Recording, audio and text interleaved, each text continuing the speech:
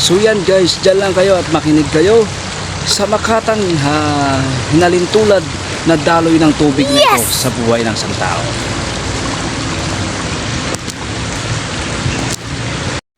So hello yan kapro, hello dyan mga kapro, kaprobinsyano. At habang maaga pa ay pumunta ako dito sa tabing ilog mga kapro, na kung saan pinagmamasdan ko ang daloy ng tubig na walang tigil ang pagdaloy nito. Wow. So yan mga kapro, habang ako'y nagpre-prepare papunta sa aking tatrabahuhin, pumunta muna ako sa tubig na ito upang pagmasdan ang daloy ng tubig. Yan.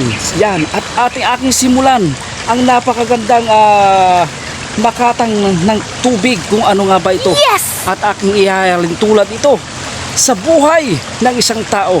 So yan guys, dahil sa maaga ako ngayon, ayan guys, punta muna ako dito sa tabing ilog.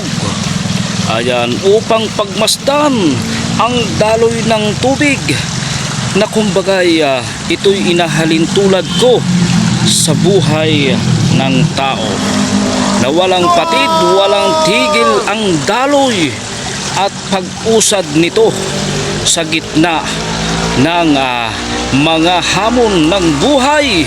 Ayan, patuloy pa rin ang pagdaloy at pakikipagsapalaran ng biyahe ng buhay. Ayan, so sa dami ng aking pinagdaanan, so narito pa rin ako sa awa ng Poong May Kapal na siyang nagbibigay sa akin ng kalakasan sa araw-araw na pamumuhay. Isang inspirasyon ang pagdaloy ng buhay na ito na hilalintulad ko sa pagdaloy ng tubig, na kung saan walang tigil, walang patid ang pagdaloy ng tubig nito dito sa ilog or sapa. So yan mga kapro, isang maganda yan, isang maganda ito na pagmasdan ang kagandahan, at ito'y makakatulong habang ikaw ay nag-iisip. Ayan, so napakaganda nito. Ayan, ang napakagandang daloy ng tubig, kung saan ang daloy ng pamumuhay ay patuloy lang sa pagdaloy nito.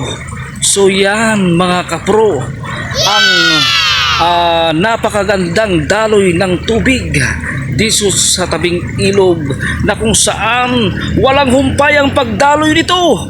Walang humpay ang pagdaloy nito, walang tigil ang pag-usad at pag-usad ng tubig nito, na para bang inahalintulad ko uli sa buhay ng isang tao na walang tigil ang paglalakbay, walang tigil ang hamon ng buhay, na kung saan minsan ay nangihina tayo at kung minsan naman ay nanatiling malakas dahil sa ating pananampalataya, na kung saan ito ang magbibigay sa atin ng lakas upang harapin ang daloy ng tubig ng buhay, na kung saan ito ang magbibigay sa atin ng lakas ngayon, bukas at magpakailanman. Yan ang daloy ng tubig mga kaprobinsyano.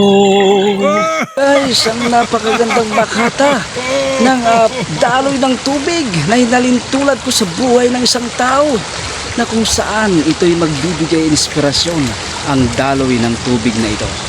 So yan guys, kung may natutunan kayo, may na-pick up dito sa video ito, dito sa aking vlog video, maaari bang pakikalabit naman at pakipindot naman, pakilike, pakishare, pakifollow.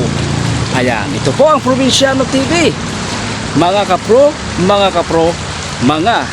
kaprobinsyano. Woo! May God bless you all.